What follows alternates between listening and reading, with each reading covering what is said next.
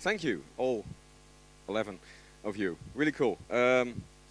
This talk was scheduled somewhere today, and well, I'm really grateful to be here. Actually, I think it's a great event, and from where I stand, I would just like to thank all the sponsors and all the volunteers and everybody involved here. It's you guys and girls are doing a fantastic job.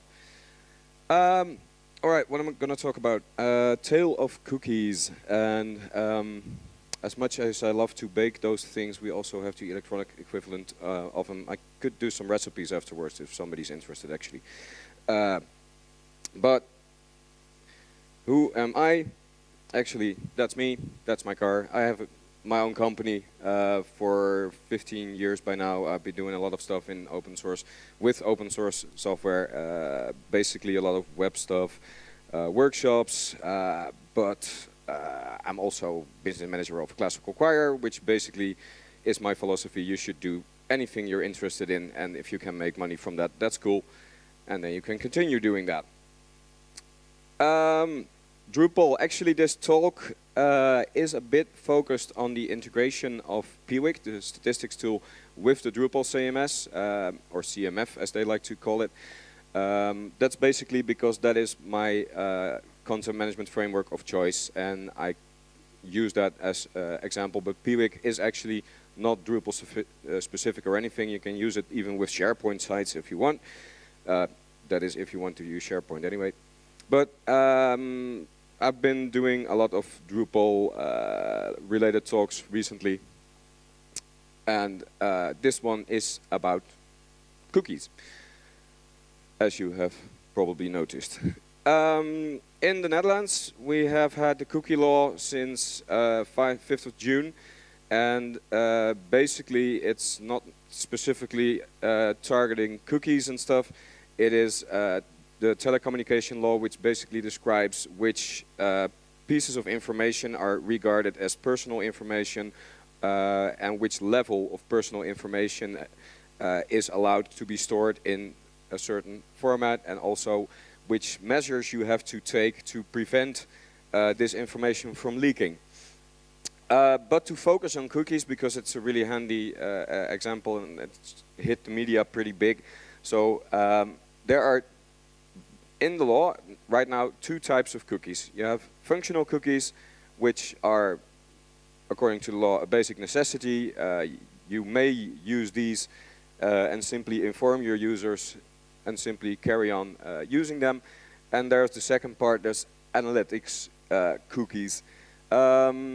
This is quite a technical challenge because most systems use one type of cookie for both ends, and that is pretty hard to split up. But the assumption in the law is that analytics cookies will contain or link to personally identifiable information, and the law actually is that as a webmaster or website owner, you are responsible for that data. So it's actually your data to work with. Functional cookies are legal as long as you inform a user, and analytics cookies you have to actually ask permission for before you can even use them. Well, that is something hardly anybody does, but that is actually the law. It became annoying, and this is also a bit annoying since my slide is being prevented by a cookie wall, which helps. But like I said, it is quite hard in a system to actually make the distinction between a functional cookie or an analytics cookie. Because what is analytics? Is analytics also page counting? Is analytics also the breadcrumb trail following of your user, anything at all? It could be a very functional use case to use one type of cookie for both ends. In the Netherlands, we had also an interesting situation where we have the public broadcasting services, the NPO. Of course, they have to comply with the law, so they have to comply with the cookie law. But also, they are required by law to give information about the actual visitors their website attracts. So here you have legislation which makes them register analytics, but the other legislation demands that they actually ask for permission before doing anything like that. Okay, they simply solved it. They put a cookie wall in front of the entire site, and you could not use the public broadcast website if you did not comply, or at least accept that. And that's yeah, the most extreme example, but you can see the difficulty between the public information providing and the fact that you should ask for permission. But basically any web shop or anybody who owned a website in the Netherlands was, if you read the law, literally almost required to do that, which became really unusable. All right, and then we've got a new concept, which is called penalties, of course, because if you have legislation, you want to have some kind of control over it, and you want to have some kind of way of enforcing it. Well, the prevention measures, you have to have cookie policy, privacy policy, stuff like that. And actually, data loss, you have to inform your users about them. So now we have this public naming and shaming theme, which is basically the penalty. So there's no, at this time, no financial penalty if you do not comply to the law. But it's basically in the EU right now, it's a legal minefield because every separate country has implemented different rule sets, which is fantastic as a web developer, as you understand, because websites are usually confined to one country, right? No. All right. Then we added some more. We introduced here in the Netherlands the beautiful concept of first-party and third-party cookies. This actually, I think, makes sense. And we now have the situation where the first-party cookie is being considered as, well, information is contained within one site, and as long as you keep it to yourself, you can inform your users for both types of usage, so the functional and the analytics, as long as you do it from your own server, host your own services for that, you're pretty much okay. The idea also behind that is that there is a general concern within the Dutch government, but also the EU in broader sense, that information is leaking to other areas in the world, and actually analytics software is a fantastic tool to spread these data. So we now have first-party and third-party cookies. It's also the Opta, which in the Netherlands is the controlling authority for telecommunication law. They have introduced a cookie FAQ, frequently asked questions about the usage, which also introduced another concept, namely you can use also statically logged server logs without user consent. I'm going to get into that a bit later because the Pweek software, the alternative software I'll be talking about later, will integrate that too. But it's a bit hazy because Opta states that any information sent after the initial request must also comply to the law, which is interesting, not only because HTTP is stateless, but what is an initial request anyway. All right. Browser fingerprinting, that's also a little bit of a minefield because the cookie FAQ doesn't state too much about it, but it's also a very nice way of identifying individual users. Actually, the only cookie that you can absolutely use is the cookie to indicate no cookies may be used, which are a lot of cookies. But also, that has a pretty narrow use case because you can almost use some smart people actually implemented the cookie blocking cookie as having a UID, so that they could per user block cookies in their profile, which kind of defies the whole concept of making it non-personally followable. So if you do a no cookies cookie, it should only do like block cookies, yes or no. in the bigger picture, in the EU, there is much concern, and this also has been greatly improved, this concern, by recent publications about this like minor data mining thing. I think it was called PRISM. Maybe somebody knows or heard about that. I think most people in the world did. But there is a very philosophical discussion going on in the EU at the moment, and I like the title of a couple of reports. It's about the right to be forgotten. And it's actually about how much influence can you give an individual over the data he or she is spreading around in the world. Of course, there's a limit to the controllability, but the idea that it is at a European level being discussed how to handle an like universal opt-out, I think it's a very good step.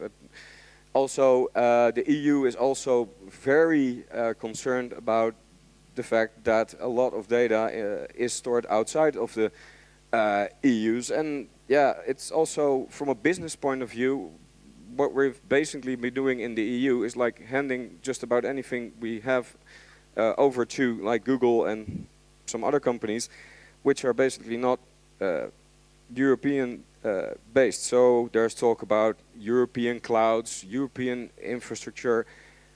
It is actually pretty interesting, but let's get back to the smaller picture because that is better explainable. All right, I use Google Analytics. I used to do, and actually clients of mine ask for Google Analytics. They simply have this whole concept that the only email is Gmail, the only statistics tool is Google Analytics, so they ask for a product. And this is pretty annoying actually, because now you have to go back to the client and like explain, all right, we have legislation, and I'm sorry, I'm just a website designer or developer, but I now have to put a disclaimer on your website, which you don't want. A lot of confusing and annoying information, but clients can simply say, screw that, put in Google Analytics, I'm fine with that. Right. At first I wasn't really interested, so I said basically, all right, here we go, we're just gonna implement Google Analytics and fine by me. Then I actually looked in the use case scenarios, because while Google Analytics is an absolutely fantastic tool, it also has limitations. And one limitation, for instance, is if you have corporate intranets running locally, you might want to restrict the amount of traffic an internally hosted intranet is using. And if you want to connect that to Google Analytics, that's kind of not helping that.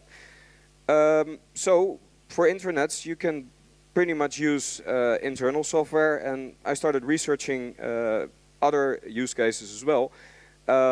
Also, because Google is pretty transparent about exit strategies, you can simply have the Google API exporting just about anything, but still, why not look at an open source perspective? What is there? All right, introducing Pweek.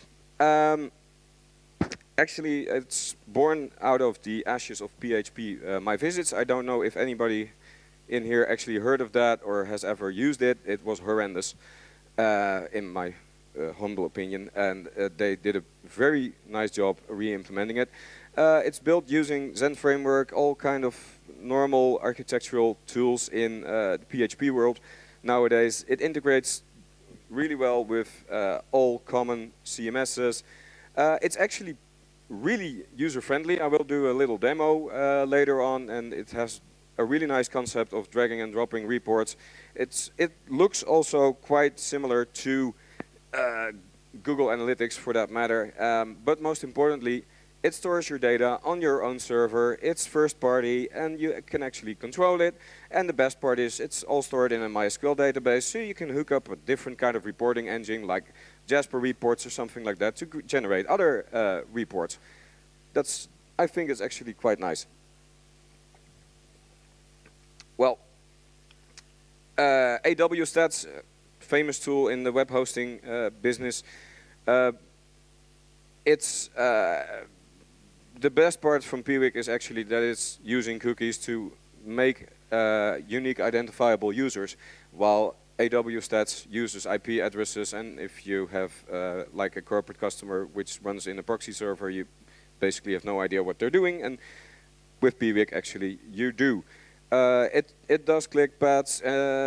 It actually has all the goodies. Also with e-commerce integration, you can do campaigns. You can have custom variables added in your statistics. So, but also really cool is the fact that it actually can also parse server logs. So you can offer the opt-out to your users, and still by importing server logs, you can still have a global picture about what actually this user is doing. So it's like combining the best of Google Analytics with the hard evidence of AWStats.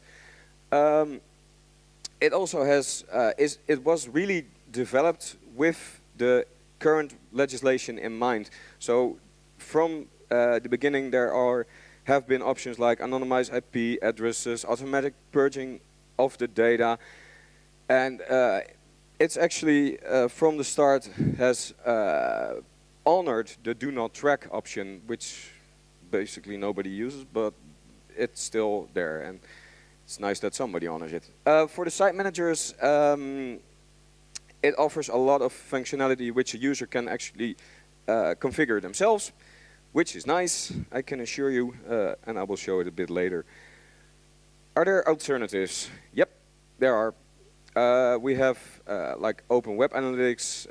It's also a web-based tool. It's also PHP-based. It's a bit older than Pweek, but it's not that much developed from the legislation perspective.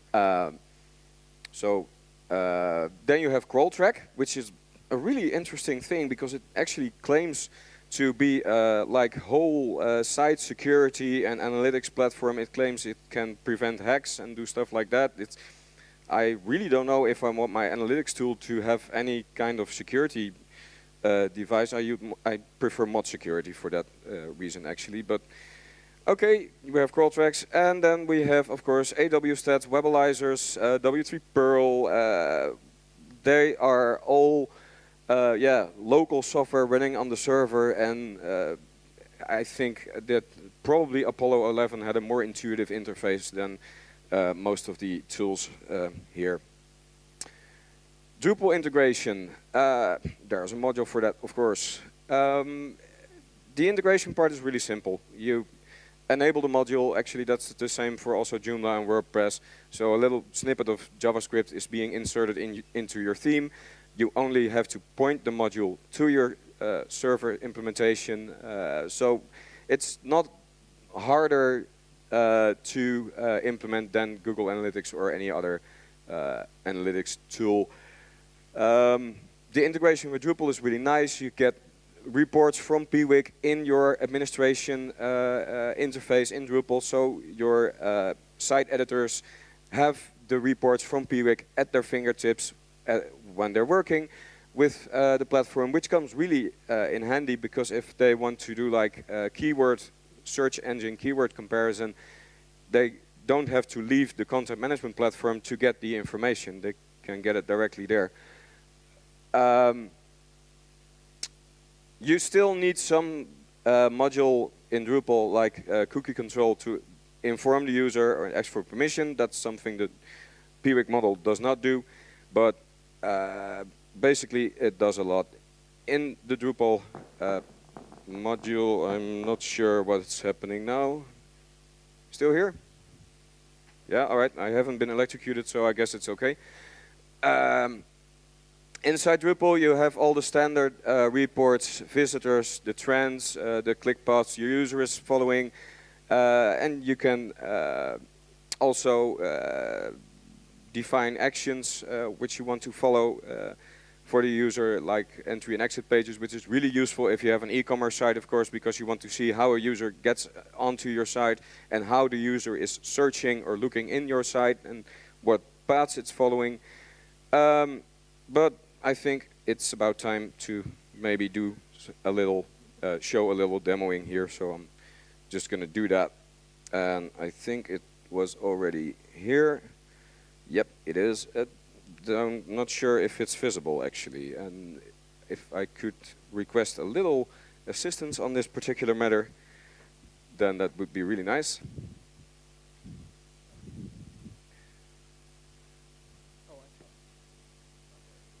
Nope.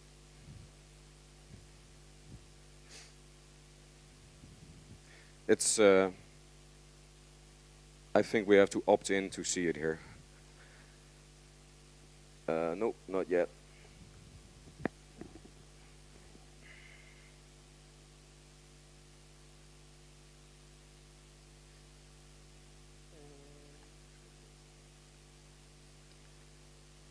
Everybody has a tablet or a laptop maybe themselves.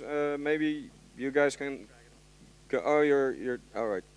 Oh, okay, something is all right, which means I have to. I don't know how to do this. Okay, this is what Pweek looks like when you open the demo site, demo.pweek.org. It uses tiles to offer the different reports. Visitors map, visitor browser. If what you may do now is grab a tile and drag it across the screen just to show that that basically works. The best part is that this can actually be done by the user themselves. The administrator does not have to configure anything. Users can input their own filters like time periods. They can select everything themselves, and it's pretty intuitive. It's all right. Also, it has the possibility of adding more reports here, so a user can combine his or her own dashboard and also have this dashboard emailed to them on regular basis and intervals. So this actually is pretty nifty, and as you can see, it looks pretty recognizable. Yeah, let's go back to the presentation because demo.pweek.org. Have a look at it. It's really nice. Well, let's see if we can get the presentation back. Also, the good part, another good part is that it has a lot of migration scripts. So there are automated migration tools from Google Analytics to import data into Pweek. If you use other types of statistics software, then you can, here, we're back. You can also import this data, so you don't have to lose anything. You can just get on. Right, cool, thanks. Yeah, like I said, you can do log file imports. Is this something I am doing, or I hope not? I will remain really still. But actually, you should just, I think, start and try it. All right, sad that demo is not running really well, but do you have any questions, perhaps? I see a hand there, yeah?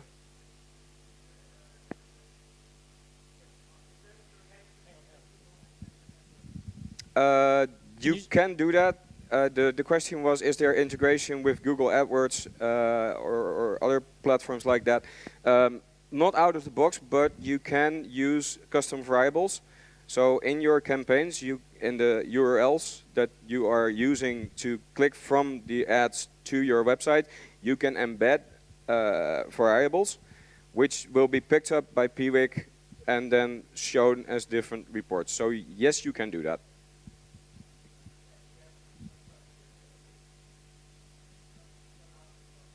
Out of the box, it is tracking, of course, referrers. So you can see that a user has come from a certain campaign. So that is doable. But if you want to have more fine-grained result, you can use custom variables. But out of the box, referrer mapping is done, so you can use that. Is that good enough? Okay. Here. Actually, I have two questions. First of all, how easy is it to set up this Pweek? And would it be hard to implement abandoned carts in shopping systems, which is fairly interesting since a lot of people, they already, you know, their email addresses and they actually were about to buy something, but you can't make up why they didn't. You can use, to answer the last question first, you can use the click paths a user has followed, and you can see where the user exits or where the user stops interacting with your site. So you can use that to implement abandoned shopping carts. Myself, I prefer using the commerce platform itself for that, and since I use Drupal commerce mostly, I can simply make a report in Drupal commerce showing all abandoned shopping carts, and that's in views like a 10-minute exercise. But Pweek actually has that, so you can use entry and exit pages. Without Giraffe? Sorry. In commerce you can use Giraffe, which does this for you. Okay. But then you're implementing a third-party service and thus a third-party cookie. I'm not implementing anything in Drupal commerce. I'm actually using a Drupal views to simply make a report of shopping carts that have not reached the checkout status, which is more easy, and you don't have to implement a third-party solution for that. Is that for that question? All right, then the first question, how easy is it to install? Well, it is simply a PHP MySQL application. So it's simply unzipping, installing a database, and the basic installation is just about as intuitive as a basic WordPress or Drupal implementation. So it also runs on shared hosting. It's really performance-wise really slick because it does asynchronous indexing. Hits are stored in a local log file, which is then parsed every couple of minutes and indexed in the database, so your user will not notice any kind of delay. So installation is pretty simple. Also, if you want to use features like log file imports, then you have to configure a cron job for that on the system itself.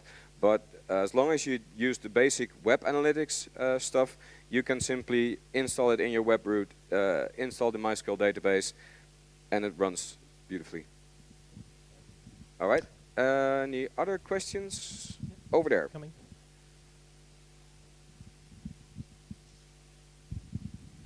I thought that the cookie law in the Netherlands was withdrawn or partly withdrawn. Can you elaborate on that?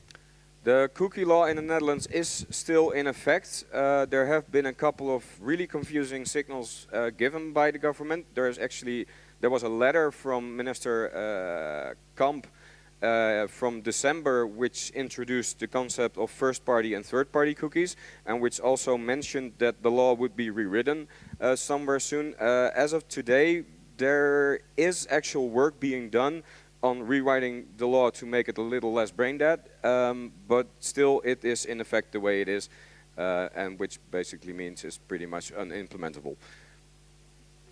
Yeah, all right. Anybody else, perhaps, or please?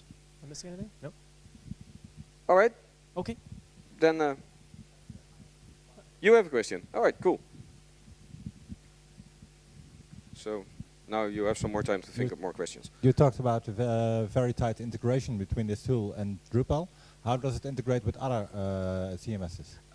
It is a platform by itself. It is not exactly integrated with any system other than there are plugins and modules for other systems to consume the APIs from Pweek. So it integrates well with Drupal, but also with WordPress, also with Joomla. I'm actually doing a SharePoint integration at the moment with Pweek. So it has the organization itself has nothing to do with Drupal.